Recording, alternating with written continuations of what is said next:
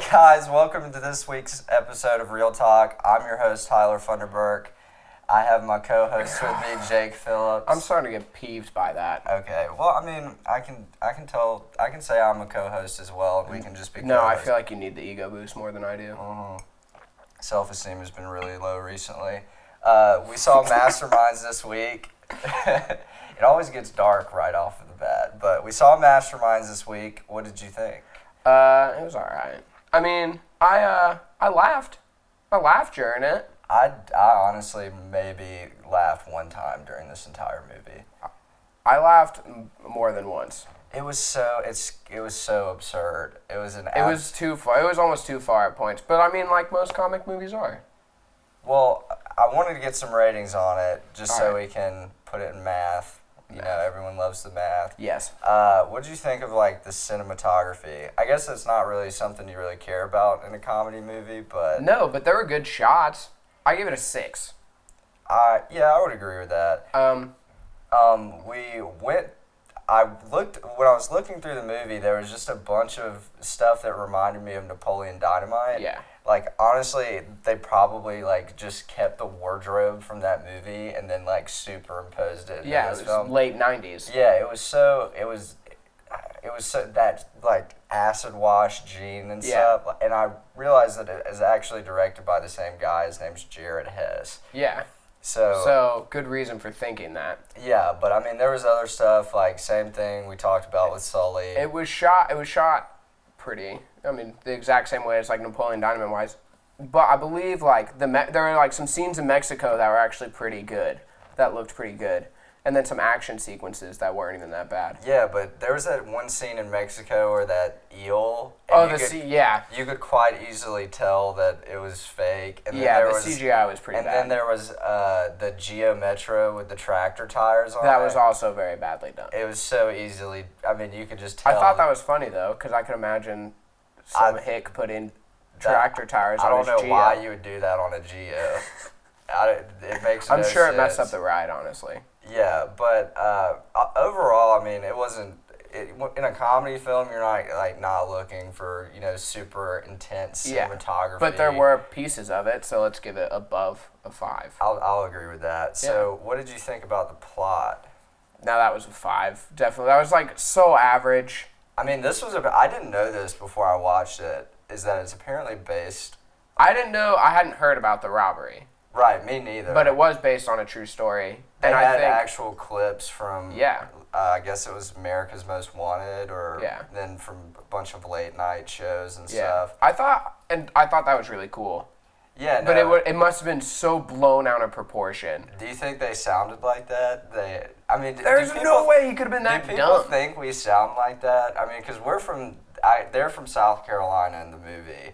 We're from Alabama. Like, they probably They think probably we're assume worse. you sound like that, yeah. Oh, that kind of upsets me. But, I mean, overall, the plot was just like, it was a typical comedy movie plot. I mean, it just wasn't, this is my argument. Yeah, like the dumb main character got like screwed over. Right. He finds justice. Yeah, But nothing great actually happens. Everything still was tied up perfectly. Yeah, I other mean, than Kristen Wiig's character, it's just kind of like left hanging. Yeah, you really don't know what ends up happening to her. I mean, not to spoil anything, but for the most part, everything else is just like tightly wrapped in a nice little gift basket. Except for her, and you're like, maybe she like died in prison or.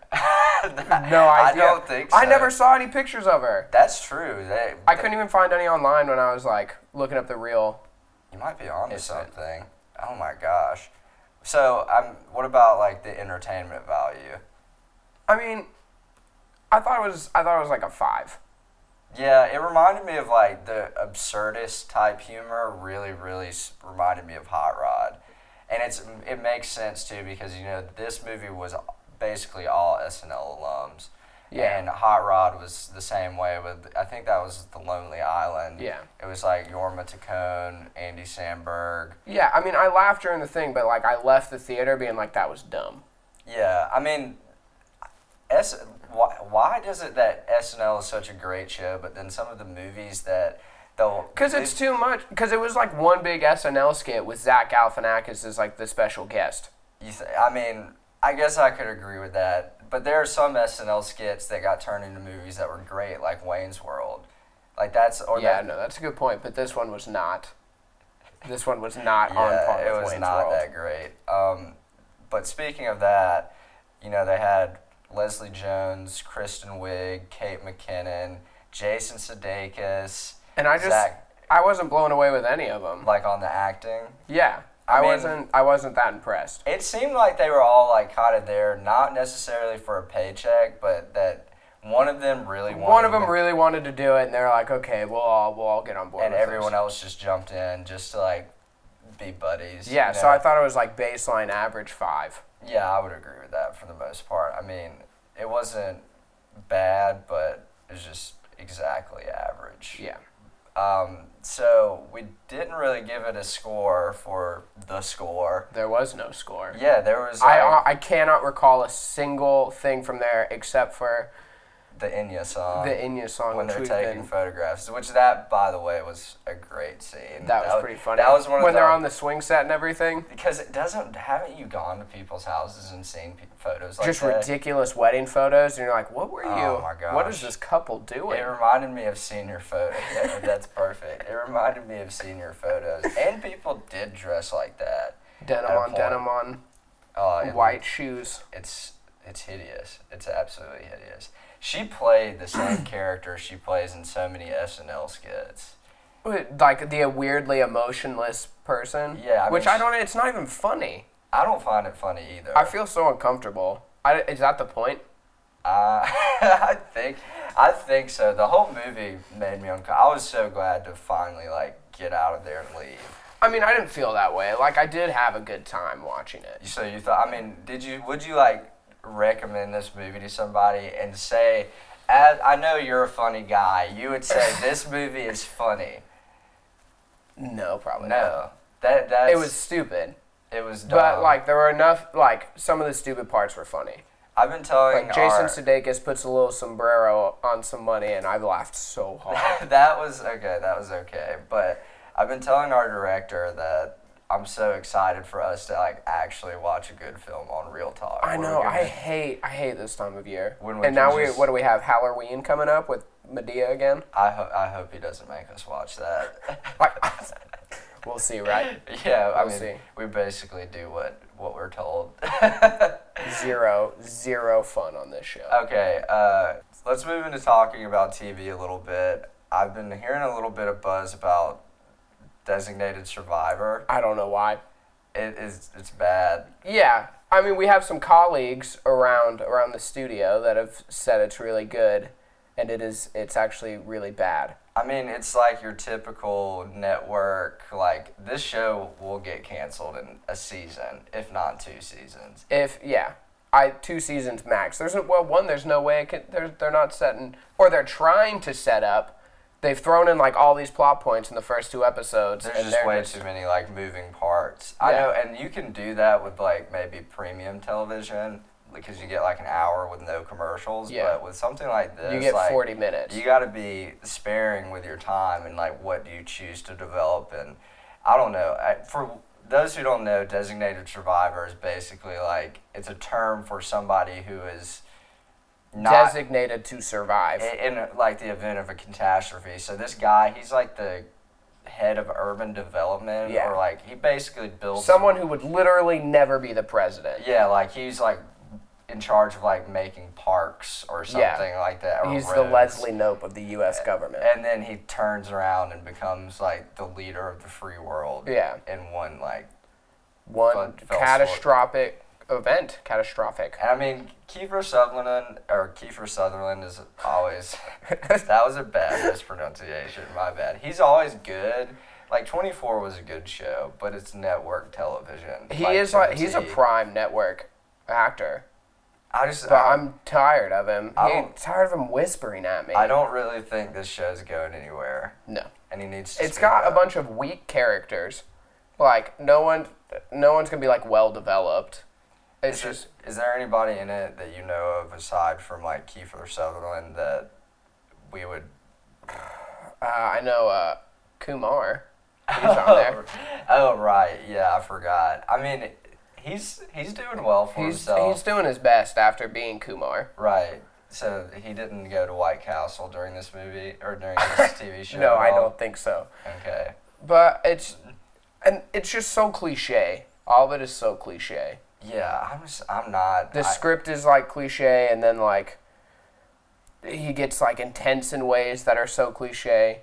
Yeah, we've talked about this before, but you have to like make good decisions with your time when you watch TV, or if you just like to be, you keep up with like pop culture and stuff.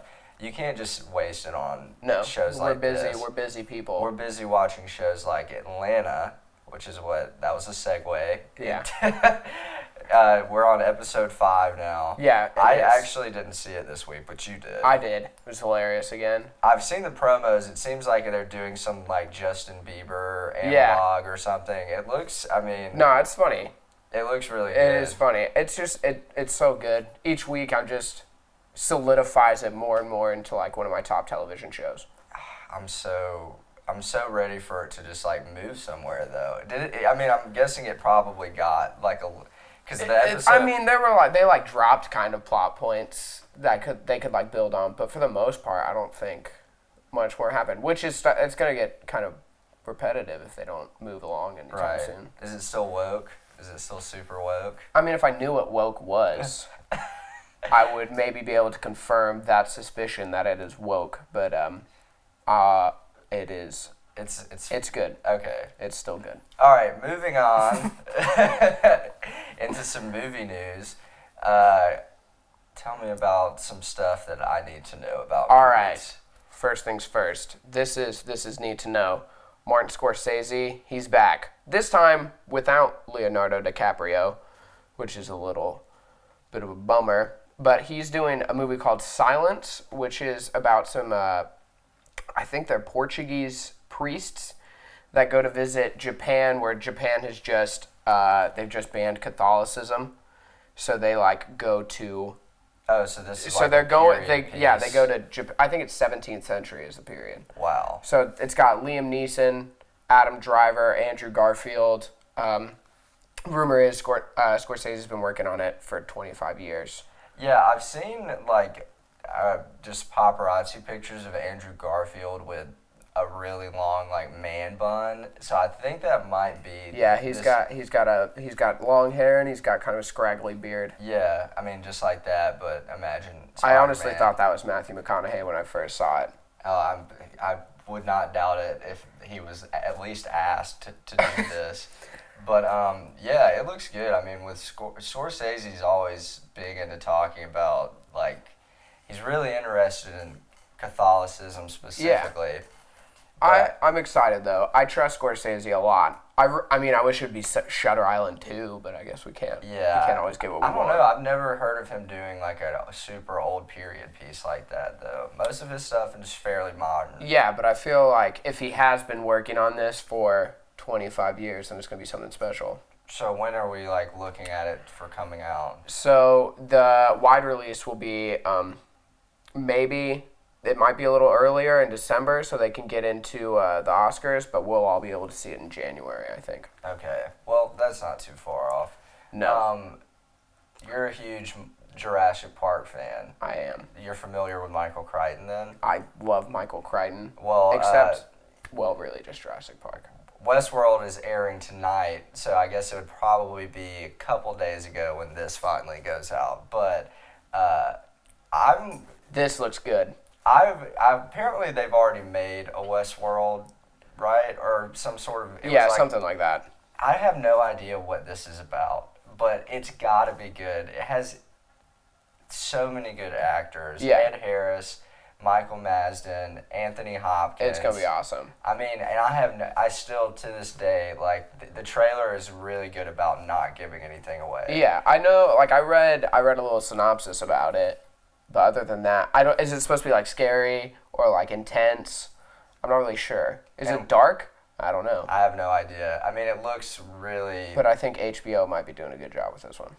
So this is HBO? Yeah. Okay. I'll trust them with this.